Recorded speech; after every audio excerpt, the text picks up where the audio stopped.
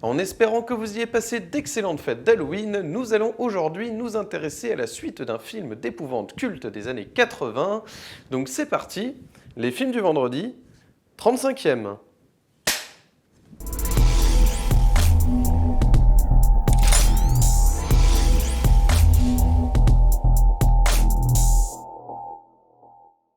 Salut à tous et bienvenue dans les films vendredi. Aujourd'hui, il va être question de Dr. Sleep, la suite de Shining, écrite et réalisée par Mike Flanagan, d'après l'œuvre de Stephen King, qui a lui-même écrit sa propre suite à l'époque en 2013 et qui était publiée chez nous chez Albin Michel. Donc voilà, Dr. Sleep. La suite de Shining existe vraiment en livre, donc si vous voulez la lire, vous pouvez. Donc voilà, alors je vais faire une partie non spoil pour commencer et une partie spoil. Donc voilà, je vais vous mettre le timecode pour que vous puissiez justement vous repérer pour accéder directement à la partie spoil si vous voulez vous spoiler. Ou en tout cas, dans un premier temps, voilà, vous aurez le choix entre la partie spoil et non spoil ou les deux. Voilà, donc à vous de voir. Donc c'est parti, je commence par la partie non spoil. Que dire de ce film? Alors, déjà, je vais quand même planter le synopsis. Donc, nous avons un Danny Torrance, interprété par Ewan McGregor, qui, donc, suite aux événements de Shining, si vous vous souvenez un petit peu, donc là, pour le coup, je vais pas vous spoiler Shining si vous l'avez pas vu, mais c'est vrai que je peux quand même donner quelques éléments. Vous savez que le petit garçon a évité c'est la suite, en fait. Donc, je suis un petit peu obligé de vous parler de Shining. Donc, si vous n'avez pas vu Shining, à mon avis...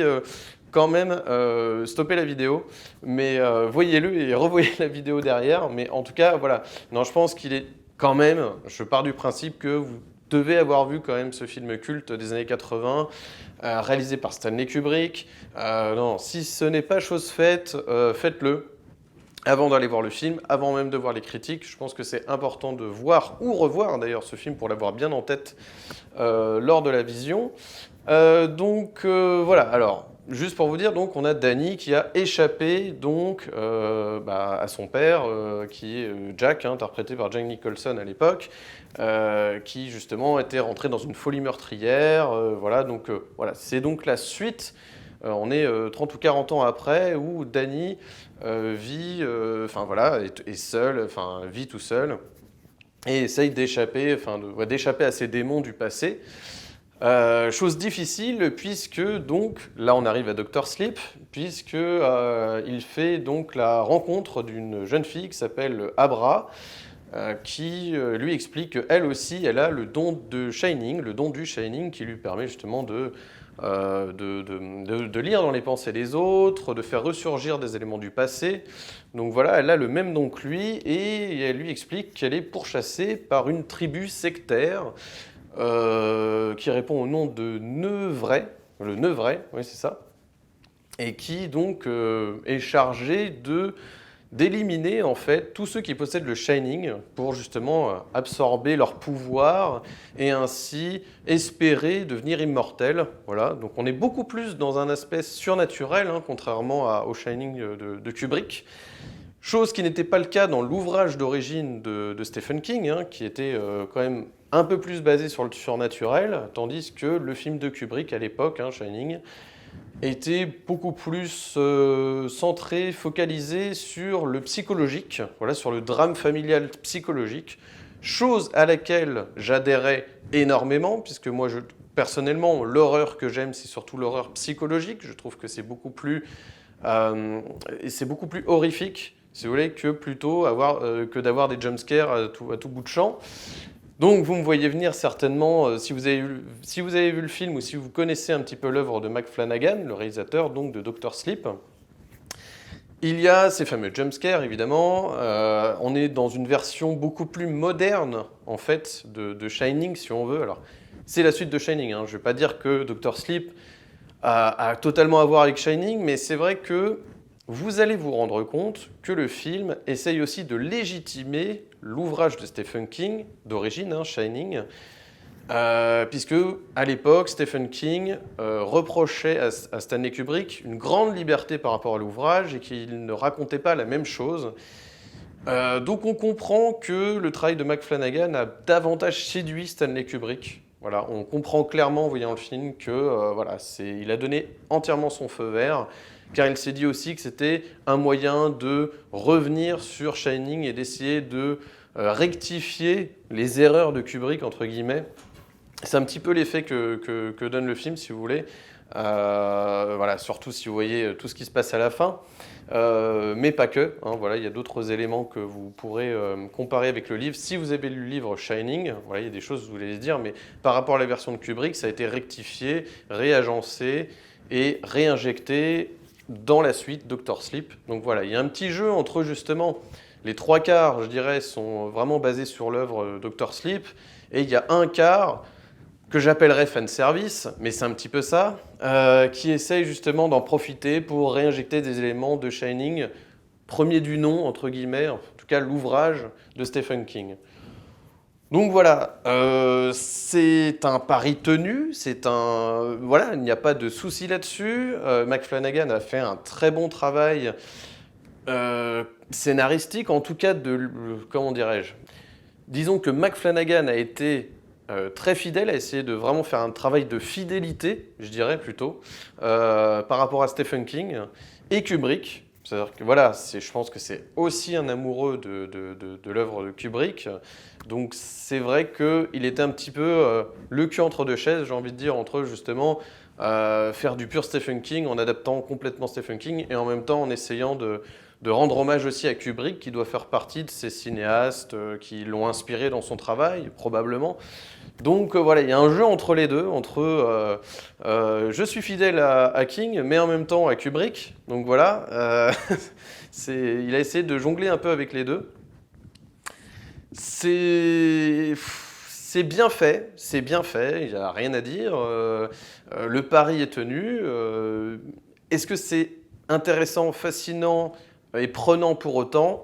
C'est là que ça se complique. C'est-à-dire que oui, on ne peut pas reprocher grand-chose au travail de Flanagan, puisque par rapport à ce qu'il voulait faire, encore une fois, voilà, c'est mission accomplie. Est-ce que ça en fait un film extraordinaire et en tout cas à la même hauteur que celui de Kubrick? C'est là que j'en doute. Déjà, Evan McGregor, je n'ai rien contre cet acteur, je le trouve formidable dans toute sa carrière.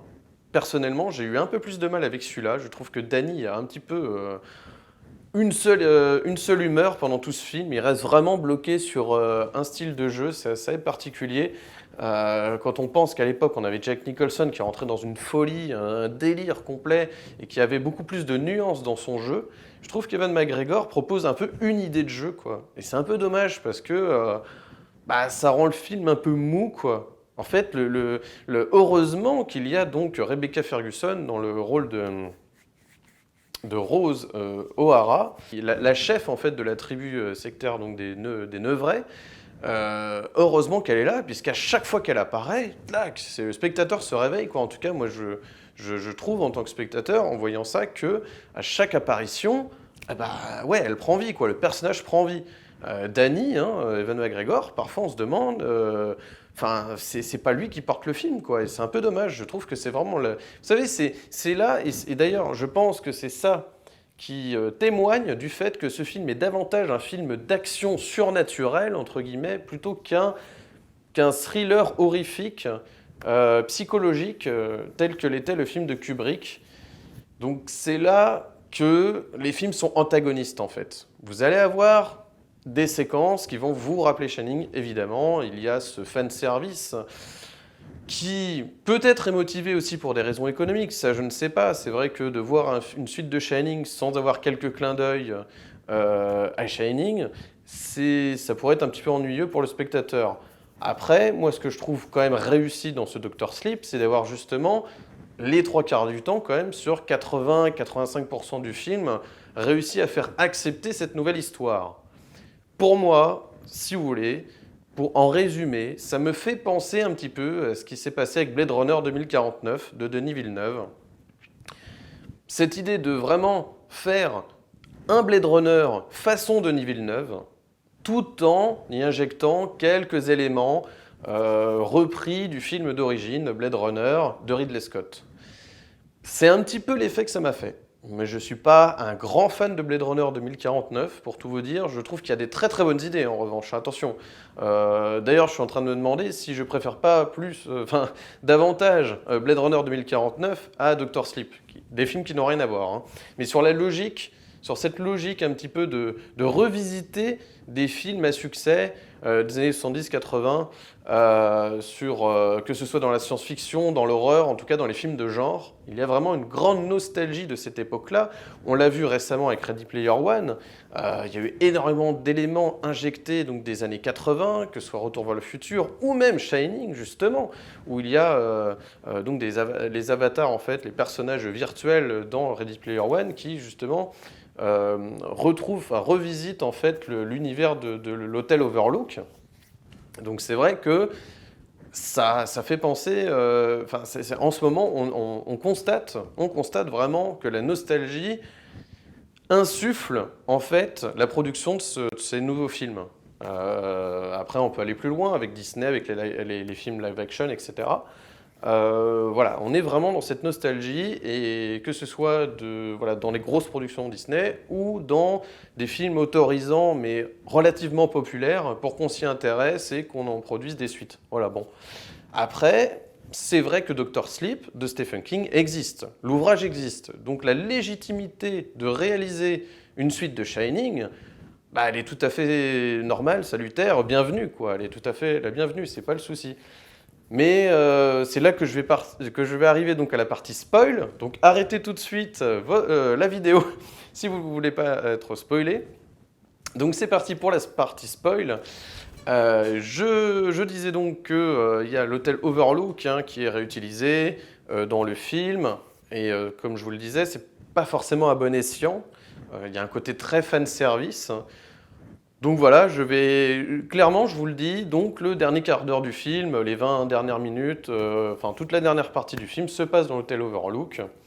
Tous les personnages, en fait, les nouveaux personnages, avec Danny, Abra et la méchante, donc se retrouvent dans l'hôtel Overlook pour lui tendre un piège. C'est assez random, selon moi, c'est assez aléatoire. On aurait pu très bien faire ce combat final n'importe où. Mais il fallait que ça se passe dans l'hôtel Overlook parce que ça nous rappelle Shining, parce que les fans, c'était un moyen de remettre des séquences cultes de Shining. Voilà. Mais là, c'est vraiment pour satisfaire le fan de Shining, quoi. Donc, c'est aussi, à mon sens, la preuve que Dr. Sleep n'est pas une œuvre assez fascinante, intrigante, assez réussie, aussi réussie que Shining. Pour que justement on soit obligé, dans la version cinéma, d'y injecter des éléments du premier film. C'est quand même une preuve c'est un aveu de la part de McFlanagan, je pense, personnellement moi c'est ce que j'ai ressenti, de dire le livre Dr. Sleep n'est pas assez riche pour que je puisse y injecter des éléments très visuels, tout ce que j'ai envie d'y injecter, quoi. L'intrigue n'est pas suffisante.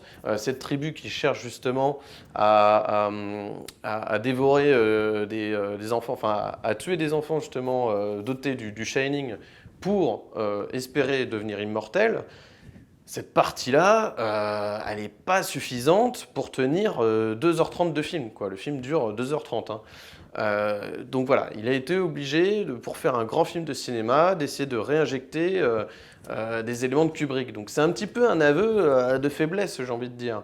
C'est un peu dommage, parce que McFlanagan nous propose quand même quelque chose de très personnel, avec sa propre patte artistique, mais il ne peut s'empêcher, alors peut-être lui-même en position de fan, c'est là que ça devient compliqué, mais de réinjecter justement des éléments de Shining de Kubrick.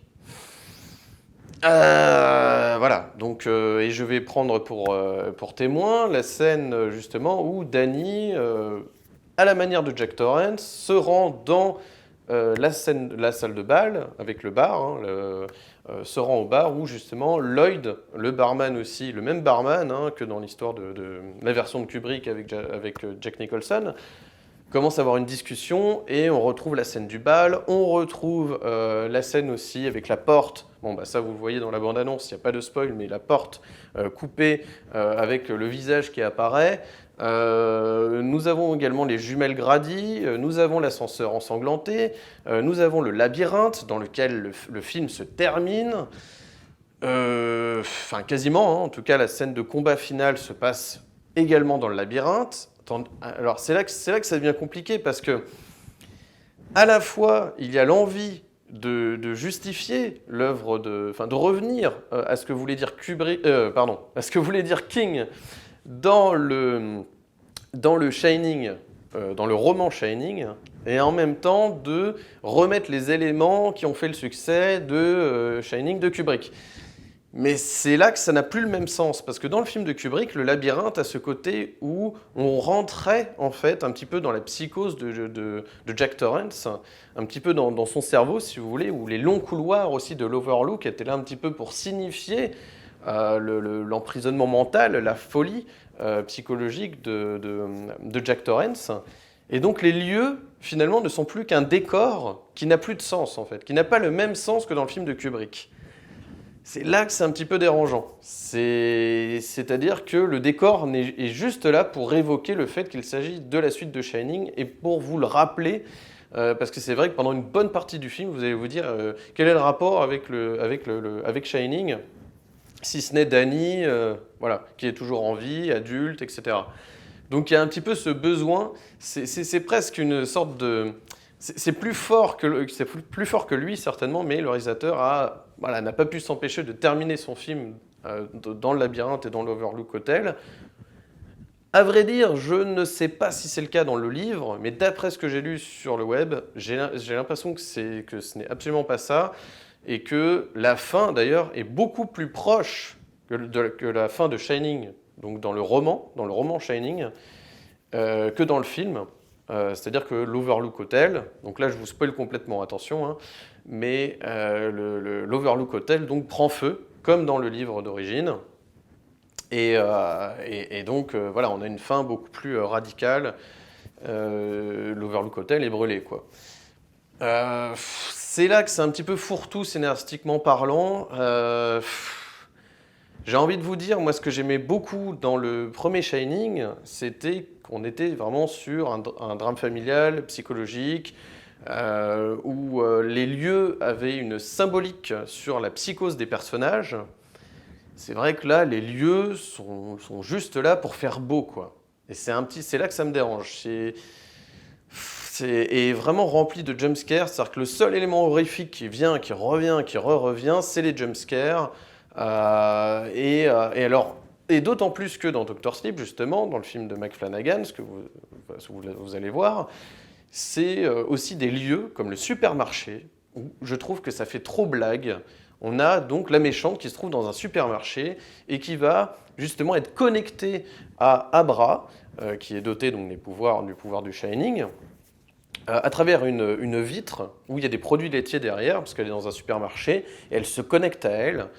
Je ne sais pas pourquoi, mais pour moi, c'est vraiment l'aveu de McFlanagan de dire que dans mon film, les lieux n'ont pas de symbolique, n'ont pas d'importance. Ce qui est important, c'est ce qui se passe au niveau surnaturel, au niveau de l'action, au niveau des connexions entre les personnages.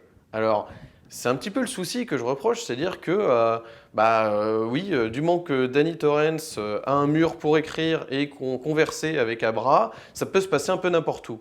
C'est dommage, c'est dommage. Ce qui faisait la force du film de Kubrick, c'est que les lieux avaient leur importance, leur symbolique. Que ce soit au niveau de la tapisserie, il y avait ce côté un petit peu hôpital psychiatrique dans cet hôtel, avec justement ces motifs récurrents sur la tapisserie. Dans des salles complètement, très très bizarres, quoi. Et la chambre 237, hein, notamment, avec cette baignoire, cette salle de bain un petit peu bizarre, voilà. Et c'est ça qui manque. Alors, la grande différence avec le film de Kubrick au niveau du traitement de l'image, c'est ce verre très cher donc à McFlanagan, hein, apparemment dans les œuvres. Moi, je ne connais pas je ne connais pas vraiment le travail de McFlanagan pour être honnête, mais je sais que dans ses films, c'est quand même relativement sombre, avec une image assez verdâtre. Il a le même directeur photo qui le suit dans pas mal de films, des productions Blumhouse, notamment il a fait The Mirror, il a fait aussi la suite de Ouija, les origines. Il a été également sur une série. Voilà, il a fait beaucoup de travail, justement, avec ce côté sombre et ce côté un petit peu série B, hein, faut le dire, du cinéma d'horreur. En tout cas, ce qui est sûr, c'est que c'est l'occasion pour lui, aujourd'hui, d'essayer de devenir un petit peu plus, comment dirais-je, de se faire accepter un petit peu dans le milieu intellectuel du cinéma d'horreur. Voilà, pour ne plus passer juste pour des films voilà, d'exploitation, entre guillemets, autour du genre de l'horreur. Donc c'est vrai que c'est intéressant pour lui. Après, je ne suis pas totalement convaincu du résultat final. Parce que quand on se détache de Shining, quand on se détache de tout en fait, et qu'on regarde simplement le film, voilà, Dr. Sleep, on va voir un film d'épouvante au cinéma qui s'appelle Dr. Sleep, et qu'on enlève un petit peu tout comment dire, toutes les connaissances qu'on est censé avoir, et c'est là que le film est un petit peu ésotérique, hein, justement, d'essayer de se concentrer sur le film. On a une intrigue assez banale finalement, qui n'est pas hyper intéressante. Donc je pense que le livre d'origine, c'est là qu'on sent que le livre d'origine était beaucoup moins inspiré que le Shining. Hein. Et c'est là que ça me dérange. Je me dis, mais franchement, c'est là que ça me dérange. Je ne suis absolument pas contre une suite de Shining, vu que Stephen King a décidé d'en faire une suite. Là aussi, c'est vrai que pour moi, je trouvais ça déjà un petit peu bizarre à la base, parce que moi, ce que j'aime dans ce genre de film, c'est qu'on ne nous révèle pas les éléments mystiques et qu'on n'essaye pas de tout justifier derrière avec une fin qui est parfaite, quoi. Comme Blade Runner. La fin de Blade Runner de Ridley Scott est très bien. Ça laisse sa propre interprétation, ça laisse à plein de choses. Là, la différence, c'est que la suite existe. La suite de l'auteur d'origine existe. C'est là que c'était plus délicat. Mais ce n'est pas pour autant que je suis convaincu. Donc voilà, c'était mon avis sur Dr. Sleep de Mike Flanagan. Juste pour vous dire quand même, pour vous rassurer, ce n'est pas parce que je ne suis pas complètement convaincu par ce film qu'il n'est pas quand même intéressant de voir. Donc voilà, vous pouvez néanmoins voilà, aller voir ce type de cinéma, c'est quand même du film d'horreur un peu plus intéressant que ce qu'on a l'habitude de voir avec les Paranormal Activity, avec les Ouija, avec je ne sais quoi d'autre. Donc non, allez-y quand même. Enfin, si vous souhaitez voir du cinéma quand même d'horreur, quand même assez comment dirais-je, un petit peu recherché, ça vaut toujours la peine quand même d'être vu. Après, personnellement, moi, voilà, si vous avez vu Shining à la base et que vous êtes quand même assez familier avec l'univers de Kubrick, pour le coup, je dirais plus que par rapport à Stephen King. Voilà, si vous avez beaucoup aimé la vision de Stanley Kubrick par rapport à la vision de Stephen King dans son ouvrage d'origine, voilà, peut-être que vous mettrez quelques réserves comme moi, mais sinon, voilà, c'est quand même un Dr. Sleep tout à fait légitime. En tout cas, dans la façon dont Mike Flanagan arrive à en faire un film quand même relativement autonome, même si c'est un petit peu délicat de dire ça. Mais bon, en tout cas, ça vous donnera peut-être envie de voir Shining, voilà. C'est ce qu'on peut en dire. Si vous avez aimé cette vidéo, n'hésitez pas à mettre un pouce bleu, de vous abonner, d'activer la cloche pour ne manquer aucune de mes nouvelles vidéos. La semaine prochaine, je ne sais pas encore de quel film il va s'agir, mais comme d'habitude, je vous sélectionnerai un film que j'estime relativement intéressant pour être analysé. Donc voilà, d'ici là, je vous souhaite un excellent vendredi, un excellent week-end, et n'oubliez pas, prenez les films pour ce qu'ils sont. Allez, ciao!